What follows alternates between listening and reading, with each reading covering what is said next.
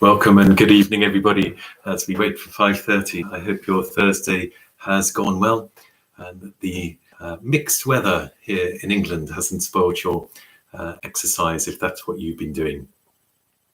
We continue our Thursday series. Welcome, everybody. It's 5:30 Thursday from St. Michael at the Northgate Church in Oxford. And on these Thursdays, we've been looking at phrases or sentences from the Bible that perhaps would have made the first listeners startle and listen more carefully.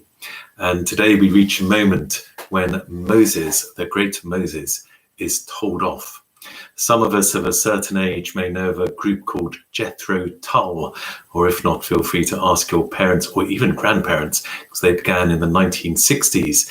Now, Jethro Tull, that pop group, were named after a man, Jethro Tull, who was a key figure in the agricultural revolution in England, and in 1700 invented the horse-drawn seed drill. So there we learn something new every time we tune in to St. Michael's. Jethro Tull would have been named by his parents, we guess, Mr. and Mrs. Tull, after Jethro in the Bible, who is Moses' father-in-law. In the 17th century, they tended to know their Bibles well and would often use names from it. Jethro was Moses' father-in-law, and it's his phrase that we're going to look at tonight. First of all, a tiny bit of context. He is meeting Moses, and Moses has led the people of Israel by the grace of God out of slavery in Egypt through the Red Sea, and they're there and great things have happened. And Jethro meets Moses and they talk it through. And Jethro says, well, we're told about Jethro, he was delighted to hear about all the good things. So well done, son-in-law Moses, well done. Lots of praise, lots of affirmation. The next day, we have the phrase which might well have struck those early listeners in their tracks as they sat round the campfire listening to the narrative. Jethro sees Moses doing something and says, what you are doing is not good. What you are doing is not good. Now, this is Jethro talking to his son-in-law, and I guess probably all of us know that criticism within the family is often quite difficult to hear or even to give, and we've got to be so careful. Here is father-in-law to son-in-law. Moses, what you are doing is not good. But this is also Jethro talking to Moses, the great iconic figure, even by then, the great leader of the people. Who is he to say to this great Moses, what you are doing is not good?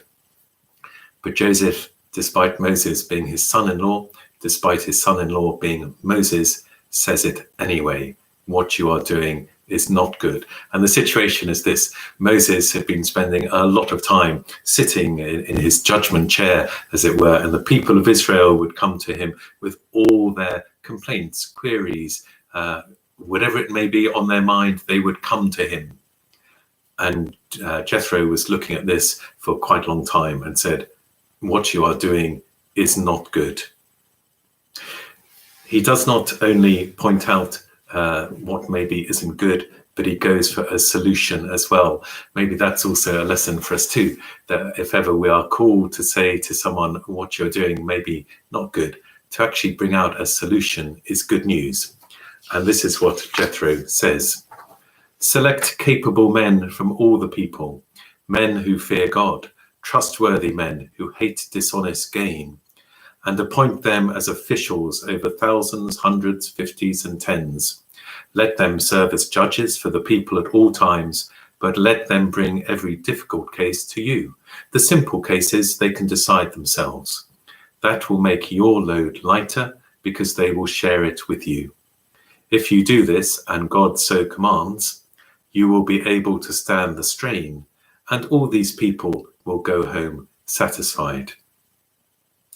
Well, as an example of how to lead successful organizations, there's quite a lot in that short paragraph. First of all, Jethro says, find people who are trustworthy. Make sure the team that you build is a good team. People who fear God, in those days, men who fear God, trustworthy, people who hate dishonest gain. And then Jethro does the organizational bit, split them into thousands, hundreds, fifties, tens, and The easier bits they can deal with, the more difficult bits, Moses, that's still up to you. But there's a clear sort of line there, clear structure. 5 things perhaps that we can take away. That's 5, that's more than normal, so I'll say them quickly. First of all, his initial comment, what you are doing is not good. We don't know, as so often in the Bible, how he said it. And if he said, what you're doing is not good, then that sounds different from what you're doing is not good, and so on. However we express criticism, often the however matters as much as the whatever. Somehow Jethro said it in a way that Moses heard. Secondly, just a reminder, Jethro had said something very positive the day before. Moses knew that Jethro was on his side.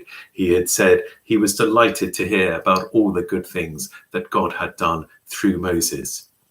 And before we criticize anybody, affirmation, encouragement, perhaps always needs to be the first thing that's said. Thirdly, Moses had the grace to accept it. He had the grace to accept the criticism.